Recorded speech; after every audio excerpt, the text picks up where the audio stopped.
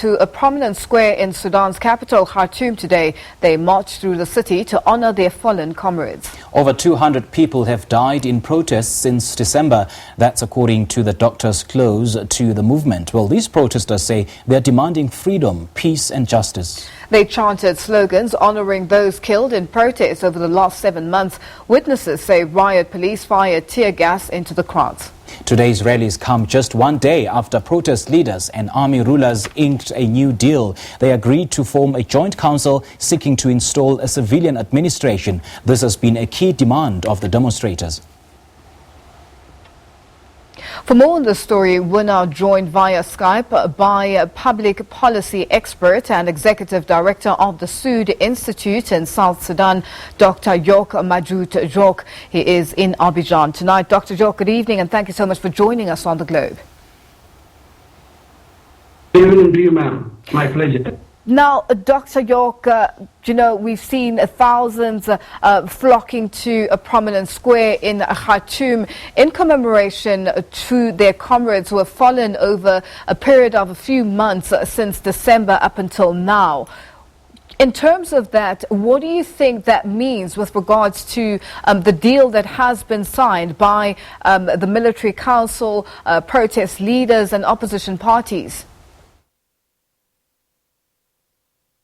What it means essentially is that the agreement that was reached in the last 24 or 36 hours is basically an agreement that excludes the demands of the people to hold some of the members of the military council accountable for some of the tragedy that has taken place in Sudan over the last 7 months, particularly the killing of protesters beginning on June 3rd, 2019. The agreement has two major sticking points, which is not making the protesters unhappy and which is sending them back onto the street. The first issue in the agreement is the ICMC insist on total amnesty for some of these atrocities that have taken place, not just in the period of the protest, but dating back many years of the war in Darfur, in Blue Nile, in Kordofan, where some of these members, including General Daglo Hamdan, also known as Hameti, has been directly involved. And so that is a major issue. If they won amnesty, the protesters will not accept that. The military leaders are also concerned that if there is no amnesty in the agreement, then of course it means that they are signing an agreement that would put their heads on the chopping board. So that's a very sticky point. The second thing is the role of the parliament in the transitional period, where the military council is insisting that the parliament should not have a role that they might use to change the constitution about human rights, about civic liberties, and laws leading up to the elections following the transitional period. So these two issues are really the things that are sending the protesters back onto the streets despite the agreement. Now, seeing the protesters back in the streets and the reaction from riot police who fired tear gas, this is information that comes from witnesses on the ground who say riot police came out and fired tear gas on protesters. What does this mean? On the one hand, these negotiations have taken place 24 to 26 hours. They're still working on a constitutional declaration, which is expected to be signed on Friday. What does this mean exactly in terms of what's happening on the ground and what's happening in behind closed doors with regards to the leadership or potential leadership? Yeah. No, I think that is really the issue here, that the leaders who are championing the dialogue or the negotiations, whichever way you call them, are being pressured by other countries, UAE, Egypt, Saudi Arabia, Kuwait, Bahrain, to reach a deal because there is fear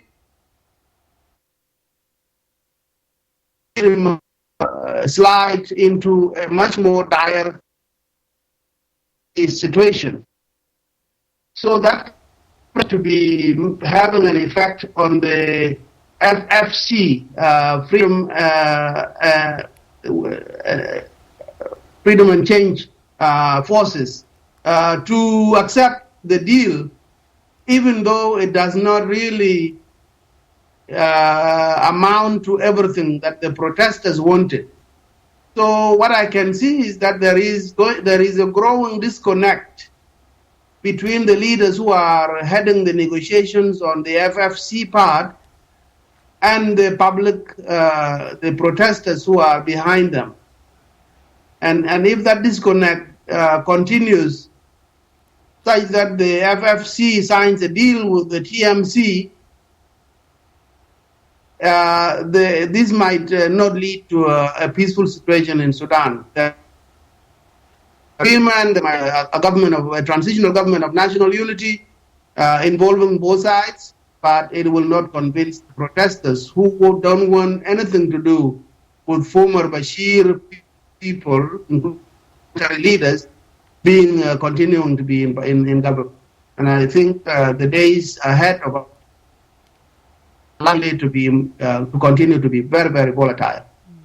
Now, just seeing some of the visuals coming out there on the screen and, the reaction from protesters, do you think that the leadership or political leaders and the opposition as well as the TMC are taking the people of Sudan seriously, just considering the fact that they've gone back to the streets to continue with their demands, and the most key demand is the installation of a civil administration, and of course the people that need to account for their actions over the period of time that they've been on the streets and the number of years that they've been in power or in the military.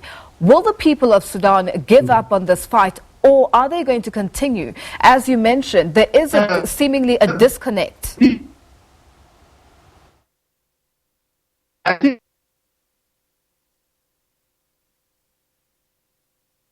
I think that have really shown the world political culture that has not been seen anywhere in the African continent, perhaps only except for the Arab Spring in Africa. But and that political culture has gotten them to a point where now it is not possible for them to, and that is the danger. Should Sudan continue to be in instability of this kind, or should the world, particularly Africa, AU, IGAD, the Prime Minister of Ethiopia, should continue to really push for a better agreement than the one that is now at the table, where some are saying this agreement doesn't serve us because we want to see civilians becoming more in control and not the military. So I think it is really the onus is on Africa as a whole. And if there are Pan-African leaders who think that they should side with the Sudanese people, if there are global leaders in Europe and North America who also seem to think that the Sudanese people have a right to have a government that is accountable to them, a government that they can trust, then I think the pressure should continue to mount on the military leaders to act and to give the more prominent role to a civilian leadership that can transition the country to full and democratic space in the next 3 or 4 years, what they concern. Dr. York, just very quickly, we are running out of time, but I have to ask, with regards to the makeup of this transitional civilian council that is being negotiated on, they're speaking, the governing body that is, a total of 6 civilians and 5 military representatives, and these obviously civilians will come from the protest movement, the Alliance of Freedom and Change. And these will be led by a general. What does this mean? Why should a general be put in power when there is a strong call for a civilian rule?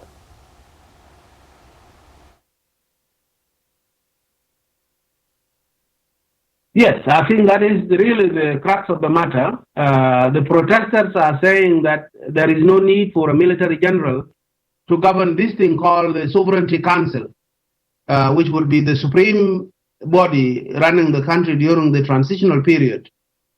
But as I said, the military leaders are also concerned that if there is no strong government in the center, a government that has a military force, then the country is at the risk of falling apart from the seams. So I think that is where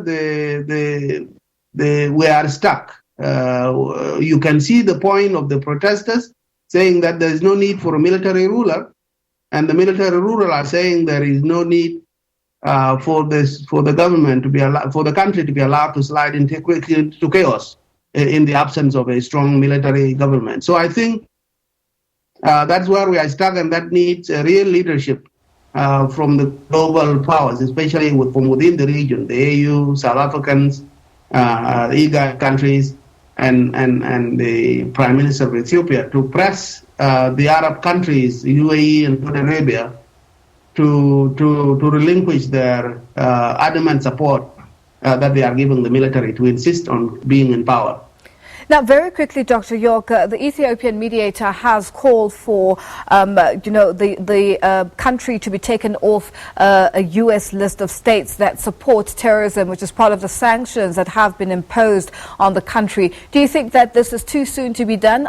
Should they not wait until everything has been signed and there is a proper agreement taking Sudan forward to a democratically free country? Absolutely. I think that is not a priority issue for the Sudanese demonstrators. The priority issue is to stabilize the government, a transitional period, and plan for elections. And